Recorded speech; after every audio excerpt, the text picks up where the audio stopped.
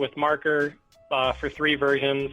Then I did one on Microsoft Paint, got it printed on 14 by 24 game board, which ended up being too big and heavy and just a bunch of logistical issues that had to be worked through with the cost.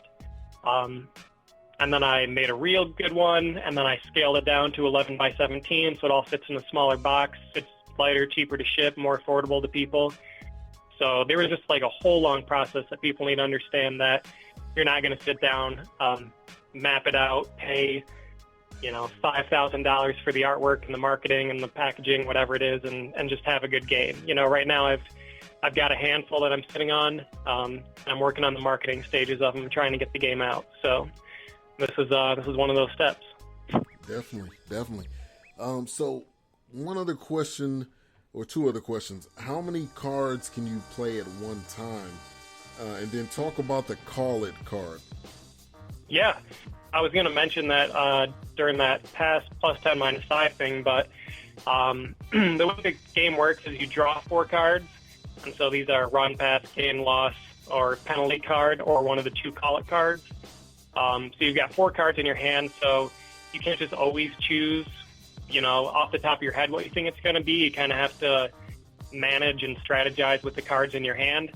And then because we were kind of running into some issues, like originally things like touchdowns and field goals and extra points, those all used to be cards that you kept in your hand, and those would really crowd out what you have available to play for each play. So those move to the game board, so it's kind of like roulette style. You kind of just move your marker around based on what you think it's going to be. And then in our hand, there would still be situations where we would have like a pass, loss, no gain, or something like that, back when we had 5 cards in our hand. And it was like in a situation where the offense has the ball and they're just running out the clock for the rest of the game. So we're like, sweet, I've got a bunch of like passes and incompletes and stuff. This is just a waste.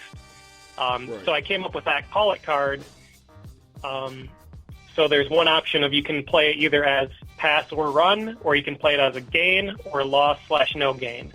So if you have one of those cards in your hand, you've always got the right answer. The play is either going to be a run or a pass. They're either going to gain yards or they're not, or they're going to lose yards. So there's enough of those mixed into the deck that you should pretty regularly have one in your hand. And I kind of like to just keep them as like an emergency card in case it gets kind of like the deck gets too stacked up one way or the other. This is like going into strategy now. And there were like 50 designs, I swear, just to get like, where's the Call It? Like, you put it on there, put little like rotational arrows because like, there's 4 of us. We're in a bar because I don't have cable. It's like, it's loud. We're watching like the college football championship game. Like, we're eating, we're ordering drinks, we're going to the bathroom, we're not paying attention. Like, it's whose line is it anyways? Like, the rules are made up and the points don't matter kind of thing. It was just like chaos, and we're just like, it wasn't that someone else would play Call It and they would say run, and then the play would happen and we would forget. Like, I would play it. Like, I'd put down the card. I'd be like, did I say gain or no gain on this one? I don't remember. So it was a mess. Just kind of going back to the whole design process of if you want to do something like this. I feel like we got to a pretty cool part here where, at the top it says Call It, so you know what card it is. It's got +5, -5, so, either going to gain yards or lose yards if you're right or wrong. And that's kind of the cost to pay for having the right answer in your hand. And then we rotated the actual text of run and pass. So if you want to play the card, you would rotate it left or right. So when you look down, if it says, run, then I played run. So that's where that card comes in. It's probably like the second best addition to the game after the audible card, which is just the best. I just want to say, when when someone's like 10 yards from the end zone and you land on your own 25 and you pick up it's like a punt card where you swap field position with someone, and then you advance to the 10-yard line and they get knocked back to the 25, it's just the best thing if you like being a not good person, let's say. Yeah, if you want to get that upper advantage, for sure. All right, well, Jake, I appreciate you for coming on the show. And once again, this is Jake Mulvaney of FEETBALL Game. Once again, FEETBALLGame.com, and also on Facebook and Twitter. And we have a special deal for all the BS3 sports listeners. The FEETBALL Game is now available for $29.99. So you are saving regular price $34.99. You're getting a deal, and you use the coupon code BS3. So definitely great to have you on. Great to meet you. Now, one other thing, with you being in the area where you are, what teams or what football team do you follow, or what team are you a fan of? Yeah, I just want to add in there, the FEETBALL Game, the preseason special is $30. Use promo code BS3, and that has to be a capital BS3 because it's the proper show. That takes an extra $3 off for you. So it's $27 if you use coupon. Just for all you awesome listeners. But yeah, we're in West Michigan here, so we get the Detroit Lions on all the time. so I'll say I follow them. Not having cable and Fox being the one channel that comes in and the Lions always being on, I follow them. But I grew up as a Green Bay fan because my parents were from the UP, which is technically Michigan, the Upper Peninsula, but it's like a few hours from Green Bay. It's like Packer country.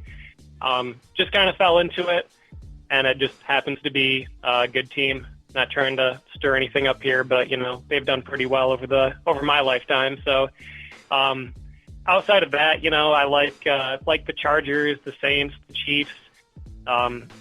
Really, with fantasy football, I just started liking players and then started liking teams, or started not liking players or not liking teams, depending on how bad I got burned, sort of thing. So right.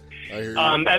At this point, I'm just trying to get out of just all the insanity that's involved and trying to follow anything. I just want to, kick back and just watch good football. Definitely. Well, Jake, I appreciate you so much for coming on. Make sure you go get this game, FEETBALLGame.com. We got preseason games. We got the NFL season coming up, and also you get that great deal using the code BS3 uppercase, and you get that special deal for all these listeners here. So, man, I appreciate you so much for coming on. You have a good one, and we'll be in touch. Yeah, we'll talk again later in the season, and we can share stories of how our FEETBALL games went. Definitely. Sounds good. All right. Thanks so much for having me on. This was fun. Oh, yeah. Have a good one. Thank you. You too. All right.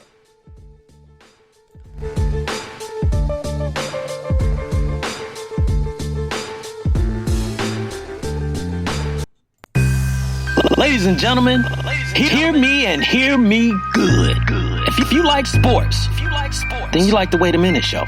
If you like comedy, then you like the Wait a Minute Show. If you like a different opinion coming from a different angle, then you like the Wait a Minute Show.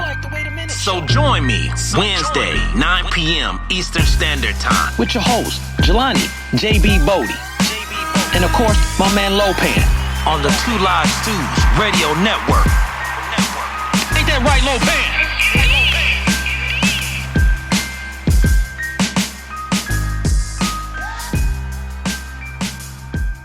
Today's show was sponsored by Shawn Nataneti, Internet Sales Manager at Jarry, Durant, Toyota. Call or text him at 817-231-3696 or go to his website, GoShawnAuto.com. All right, welcome back. Once again, that was Jake Mulvaney of the FEETBALL Game. So definitely go check that out. Go check out the demo. Once again, you get the code, use the code BS3, and you can get the game for $26.99. So go check it out. Also, we got Big L in the chat room. Big L in the building. We got Vince Wright. We got Cedric Galloway. I think I might already said Cedric. Also, we got Ralph. And so we are talking NFC East. We're going to save the best team for last. So don't worry. Don't worry, everybody out there. Don't worry, Cowboys fans.